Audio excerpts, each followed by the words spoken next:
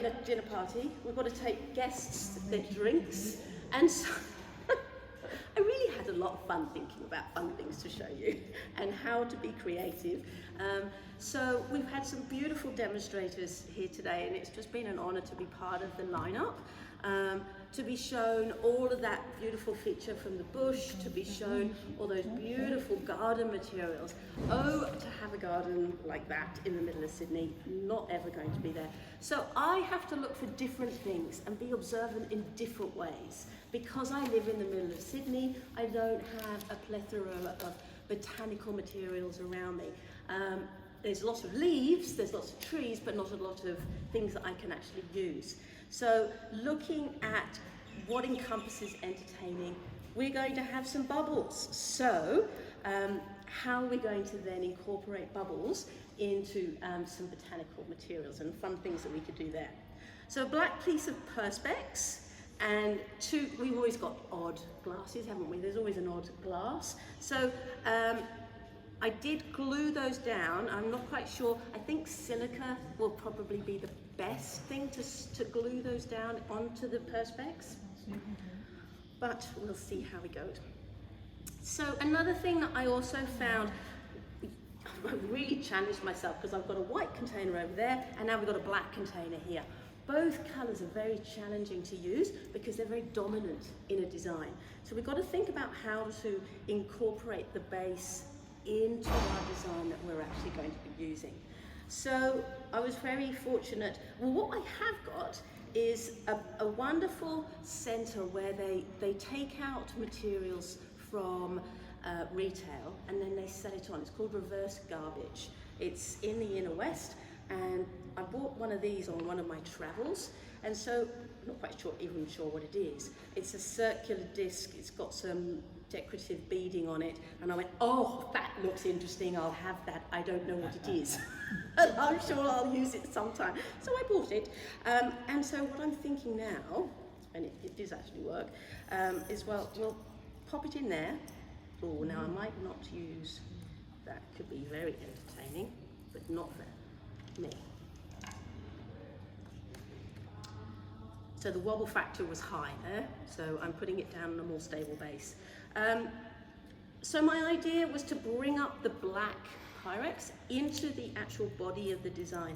And this is where we just need a token gesture in our designs, where you've looked at the container, it fits the brief, you just need it to bring it up into the botanical areas of your design.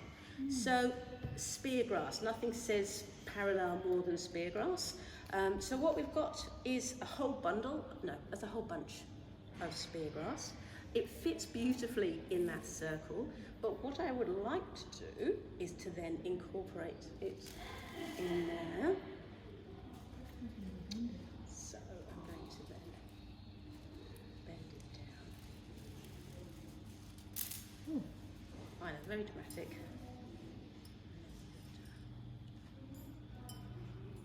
I do love speargrass. I think it's a very versatile, or xanthorrhea is a very versatile material.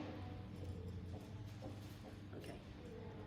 So anybody that wins this design, stability of the glass vases inside on the perspex is not as strong as I'd like it to be. So I'm bringing that down. So my dominant side is the left side that you're looking at. And I'm taking down, I'm just bending. So another manipulation that you can do with speargrass is the fact that it bends, but it also stays connected. The fibers of the stem hold onto it, so it will just keep together, but it will also allow you to bend it and shape it.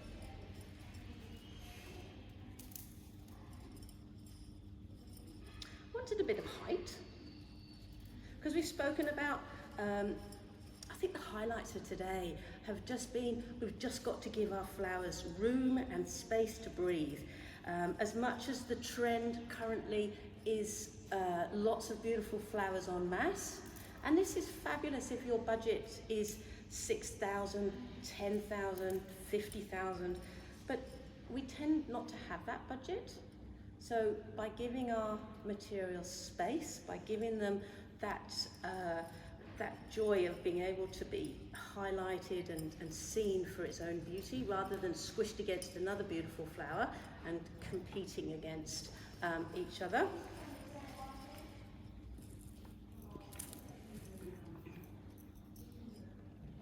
Now, in my head earlier, it looked slightly different, but anyway, I think we all have moments like this.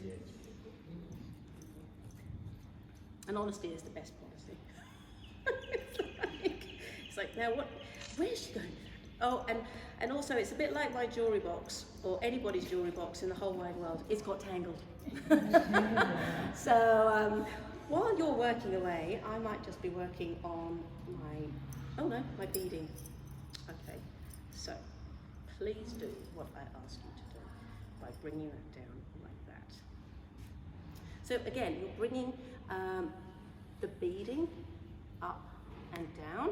So this little design I envisaged to be sitting, not being travelled around the room, but just sitting in an area where it might be a very modern living room or dining room.